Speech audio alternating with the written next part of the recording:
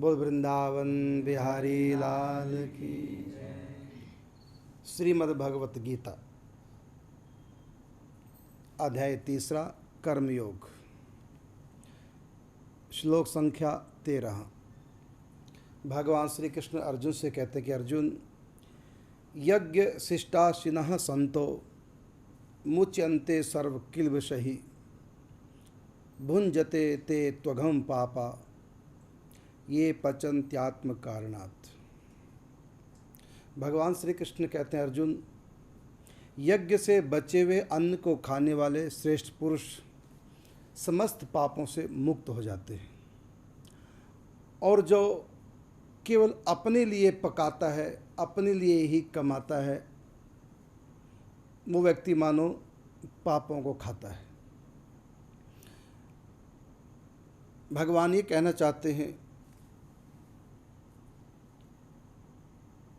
जो भी हमने कमाया वो केवल हमारी मेहनत नहीं है, उसमें औरों का भी हिस्सा है। इसलिए हमारी कमाई में सबका अधिकार है, देवताओं का भी अधिकार है। जो भी हमने कमाया उसमें देवताओं का भी हिस्सा है। जैसे सूर्य भगवान यदि ना हो तो व्यक्ति का जीवन ही ना रहे। सूर्य से फसलें होती हैं, सूर्य से जीवन चलता है। जल भी देवता है, जल से जीवन चलता है। अग्नि भी देवता है, अग्नि से जीवन चलता है। पृथ्वी भी देवता है, पृथ्वी से जीवन चलता है। तो 33 कोटि देवता, उन सब का सहयोग है हमारे कर्म में। इसलिए हमारे कर्म से जो फल प्राप्त होता है, देवताओं को भी दान करना चाहिए, उसमें देवताओं का हिस्सा है। यदि देवताओं का हिस्सा निकाले बिना हम खा रहे हैं, अपने कमाई का भोग कर रहे हैं, तो पाप का भोग कर रहे हैं। और देवताओं का ही नहीं, पितरों का भी हिस्सा है, क्योंकि हमारा शरीर ये पितरों की देन है, माता पिता की देन है। और माता पिता का शरीर दादा दादी के देन है, और दादा का शरीर उसके पिता। इस प्रकार पितरों का भी हिस्सा बनता है। और हम जिस घर में मकान में रह रहे हैं, ये भी हमारा नहीं, हमारे पिता का है। हमारे पिता से दादा का ये पैतृक संपत्ति, पैतृक व्यापार, पैतृक धंधा। तो इसलिए पितरों का भी हमारी कमाई पे अधिकार है। और पितरों का ही नहीं, अतिथियों का भी अधिकार है, जिनको हम जानते ही नहीं, लेकिन वो अभावग्रस्त हैं, अचानक मिल गए, देखा कि इनके पास अन्न का अभाव, यदि हम उनको अन्न नहीं दे रहे हैं तब भी हम अपराधी कहलाएंगे। समय पे कुत्ता आ गया द्वार पर, यदि रोटी नहीं डाली, क्योंकि उसका भी अधिकार है, कुत्ते का भी अधिकार है हमारी कमाई पर। सब जीवों का अधिकार है। और ऋषियों का भी अधिकार है, क्योंकि ऋषियों से हमको ज्ञान प्राप्त होता है, ऋषियों से हम धार्मिक बनते हैं, क्योंकि उन्होंने जिस ज्ञान को अर्जन करके ग्रंथों के रूप में या श्रुति परंपरा से वो दिव्य ज्ञान आध्यात्म का हमारे तक पहुंचा, जिससे कि हम पापों से बच करके शुभ कर्म करते हैं। इसलिए हमारी कमाई पे, हमारे कर्मों पर उन ऋषियों का भी अधिकार है, पितरों का भी अधिकार है। हर जीव का हमारी कमाई पे अधिकार है। ये ना सोचो हमने कमाया, हम जैसे मर्जी मौज मस्ती करें, जैसे मर्जी कमाए। नहीं, हमारी कमाई पे सबका अधिकार है। तो इन सब को देकर ही जो बचेगा उस पर ही हमारा अधिकार बनता है। इसलिए भगवान ने कहा कि यज्ञ शिष्टाशिनः संतो मुच्यन्ते सर्व किल्बिषहि भुंजते ते त्वघं पापा ये पचन्त आत्म कारणात्। यज्ञ शिष्टाशिनः, यज्ञ से बचा हुआ अन्न, धन, वस्त्र आदि का ही प्रयोग करना चाहिए।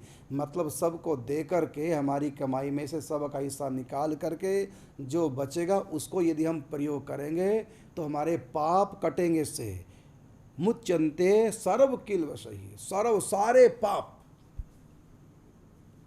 जैसे भजन से पाप कटते हैं, तप से पाप कटते हैं, इसी प्रकार दान करने से भी पाप कटते हैं। गीता में तो 13वें श्लोक में 30 नंबर अध्याय के भगवान कहते हैं कि इस प्रकार जो यज्ञ विशिष्टाशिनः अर्थात यज्ञ से विशिष्ट बचा हुआ माने सबको दान पुण्य करके जो बच जाए, सबकी सेवा करके, माता पिता की सेवा, दीन दुखियों की सेवा, पितरों की सेवा, देवों की सेवा, अतिथियों की सेवा, इन सब की सेवा में कुछ ना कुछ निकालना चाहिए। जो बचेगा वो इतना पवित्र अन्न होगा, इतनी पवित्र वो वस्तु हो जाएगी कि यदि हम उस वस्तु का भोग करेंगे, उस सुख को लेंगे, उस सुख, जबकि सुख को लेने से पुण्यों का ह्रास होता है, लेकिन सबको देने के बाद जो सुख बचे, उस सुख को जो ग्रहण करता है, उससे क्या होगा कि मुच्यन्ते सर्व किल्बिषैः, समस्त पाप का मोचन हो जाएगा, छूट जाएंगे सब पाप। इसलिए व्यक्ति को दान करना चाहिए सबके लिए।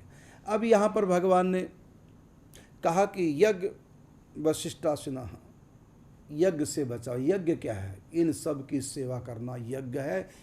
पहले बताया था मैंने, यज्ञ क्या है? हमारा कर्तव्य कर्म ही यज्ञ है। वो कर्तव्य कर्म जो शास्त्र नियत करता है। तो शास्त्र ने ये भी नियत किया कि ये इंसान जो भी कमाता है, उसकी कमाई पे इन सब का अधिकार है। ये उसका कर्तव्य है कि दान करे। दान करना कर्तव्य है, माता पिता की सेवा कर्तव्य है। इसलिए इन सब की सेवा करके जो बच जाए, उस अन्न को, उस वस्तु को, उस वस्त्र को, उस सुख को हम अंगीकार करें, तो सुख के भोगने से हमारे पापों का क्षय होता है। यदि कोई, पहले बता देता हूँ कि यज्ञ में कैसे सेवा करें। तो 5 प्रकार के यज्ञ शास्त्र विध करते हैं। यज्ञ हैं 5 प्रकार के। इन 5 प्रकार के यज्ञों से समस्त सृष्टि की सेवा हो जाती है हमारी कमाई से। तो प्रथम यज्ञ है ऋषि यज्ञ। हम ऋषि यज्ञ करें क्योंकि हम ऋषियों के ऋणी हैं, कर्जदार हैं, हमारे ऊपर ऋषि ऋण चढ़ा हुआ है। तो ऋषि ऋण उतरे कैसे, ऋषियों की सेवा कैसे करें? तो कहा ऋषियों ने जो हमको ज्ञान दिया है, चाहे वो श्रुति परंपरा से चला आ रहा है ज्ञान, चाहे वो संप्रदाय की परंपरा से ज्ञान चला आ रहा है हमारे तक, चाहे वो ग्रंथों के माध्यम से, गीता भागवत रामायण आदि ग्रंथों के माध्यम से हमारे पास जो ज्ञान प्राप्त हुआ है, उस ज्ञान को लेकर के जो हम आध्यात्म पथ के पथिक बने हैं और पापों से बचते हैं, अच्छे कर्म करते हैं। क्यों? हमारे पास ऋषियों का वो ज्ञान है जो परमात्मा ने ऋषियों के माध्यम से हम तक पहुँचाया है। ग्रंथों के माध्यम से, सत्संग के माध्यम से, श्रुति परंपरा से, संप्रदायों के माध्यम से जो ऋषियों के द्वारा प्रकट ज्ञान आज तक चला आ रहा है और हम तक पहुँचा है। और उस ज्ञान के अनुसार जो भी हम पापों से बचकर पुण्य अर्जन करते हैं, भक्ति पूजा पाठ चिंतन करते हैं, अपराधों से बचते हैं, ये जो हम मानवता की बातें सीखते हैं जिस ऋषियों के ज्ञान से, तो हमारी कमाई पे उन ऋषियों का भी हक है। इसलिए हम ऋषियों के लिए भी कुछ करें, अर्थात संतों की सेवा करें, महापुरुषों की सेवा करें, गुरुओं की सेवा करें अपनी कमाई से, और साथ में उस परंपरा को आगे बढ़ाएं। ऋषियों से जो ज्ञान मिला वो हम तक ही न रहे, उस ज्ञान को हम आगे बढ़ाएं। अर्थात जब भी किसी के पास बैठे उठें तो चर्चा ऋषियों से जो हमने पाया है, सत्संग से जो हमने पाया है, गीता भागवत रामायण आदि ग्रंथों से जो हमने सीखा है, यदि वो हम अपने तक सीमित रखते हैं, तब हम ऋषियों के कर्जदार हो जाते। जैसे पिता के कर्जे से व्यक्ति कब छूटता है? जब वो एक संतान को जन्म देता है, तो पितृ ऋण से उऋण हो जाता है। क्योंकि पिता ने हमको पैदा किया, पिता ने अपने दादा का वंश आगे बढ़ाया, तो हमारा भी फर्ज बनता, धर्म बनता है कि हम भी आगे अपने वंश को बढ़ाएं। इसी प्रकार ऋषियों से जो हमको पीढ़ी दर पीढ़ी ज्ञान मिला है, परंपरा से ज्ञान प्राप्त हुआ है, अब हमारा ये धर्म बनता है कि इस ज्ञान को हम अपने तक सीमित न रख करके आगे बांटें। जो भी हमारे पास आता है, बैठता है, उससे हम वो चर्चा करें। यदि जो हमको ज्ञान संतों से, ऋषियों से, ग्रंथों से प्राप्त हुआ, यदि हम उस ज्ञान को आगे किसी को नहीं सुना रहे हैं, अपने तक सीमित रख रहे हैं, तो हम अपराधी कहलाएंगे, हम ऋणी कहलाएंगे ऋषियों के। तो सबसे पहला जो क्या है कि हम ऋषियों के ऋण से उऋण हो जाएं। कैसे उऋण होंगे? सदग्रंथों का अध्ययन करो, सत्संग सुनो और सुनी हुई बातों को आगे प्रचार करें, सदग्रंथों का अध्ययन करें। ये हो गया ऋषि ऋण, इससे मुक्त हो जाएंगे। इसी ऋण को ब्रह्म यज्ञ भी कहा गया है। और इसी प्रकार देवताओं को ऋण हमारे ऊपर है, तो देवताओं के कर्ज से हम कैसे मुक्त हों? तो उसके लिए हवन यज्ञ करना चाहिए। देवताओं को मंत्र से अभिमंत्रित करके आहुति देनी चाहिए, और देवता इससे संतुष्ट होते हैं, पुष्ट होते हैं कि देवताओं, हमारे जीवन में देवताओं का भी उतना ही हाथ है। तो हम जो कमाते हैं हमारी कमाई पे देवताओं के का भी हाथ है, इसलिए हम देवताओं का हिस्सा भी उनको दें यज्ञ के द्वारा, हवन आदि के द्वारा। और पितरों का, तो पितृ ऋण कैसे उतरे, तो पितरों की सेवा कैसे करें, तर्पण के द्वारा, श्राद्ध के द्वारा, संतान को उत्पन्न करने के द्वारा। इसलिए संतान को उत्पन्न करने के लिए जो भोग भोगा उससे पाप कटते हैं, और केवल सुख लेने के लिए जो भोग भोगा उससे पुण्यों का ह्रास होता है। लेकिन धर्म समझकर, कर्तव्य समझकर कि मुझको वंश परंपरा चलानी है आगे, अपने पितरों के ऋण से उऋण होना है, ऐसा पवित्र भाव करके जब हम संतान को जन्म देंगे, एक तो संतान इतनी संस्कार वाली होगी, धर्म को मानने वाली होगी, और दूसरा ऐसा भोग भोगने से भी पुण्य क्षय नहीं हुए बल्कि पुण्यों की प्राप्ति हुई, पाप कटते हैं, क्योंकि हमने भोग बुद्धि से न भोग करके संतान प्राप्ति ऋषियों पितरों का ऋण उतारने के लिए किया है। तो इसी प्रकार जो जैसे बताया कि पितरों के ऋण से ऋण कैसे हो, तो श्राद्ध के द्वारा, तर्पण के द्वारा, संतान उत्पन्न करने के बाद, तो ये सब हम पितरों के ऋण से ऋण हो जाएंगे। इसी प्रकार एक यज्ञ है, इसको पितृ यज्ञ कहा है। इसी प्रकार एक यज्ञ है, वह है मनुष्य यज्ञ, जिसको हम लोग अतिथि यज्ञ कहते हैं। उनकी सेवा करना जिनसे हमारा कोई स्वार्थ का संबंध नहीं, कोई ब्लड रिलेशन नहीं है, हम वो जानते भी नहीं, लेकिन इतना पता चला कि उसकी कन्या का विवाह है और उसके पास व्यवस्था नहीं है, चलो हम कुछ सहयोग करें। जान कर भी यदि हम सहयोग नहीं कर रहे हैं, पता है कि कोई व्यक्ति भूखा है, कोई दवाई के बिना परेशान है, हमको पता, जब कि हम उस व्यक्ति को नहीं जानते, लेकिन इतनी जानकारी मिली कि उसको आवश्यकता है, इतनी जानकारी मिलने के बाद भी यदि हमने कुछ नहीं किया तो हम अपराधी। गीता कहती है, श्री कृष्ण कहते हैं, अधिक नहीं तो कम, यदि अपने पास नहीं है औरों से इकट्ठा करके उसका सहयोग करो।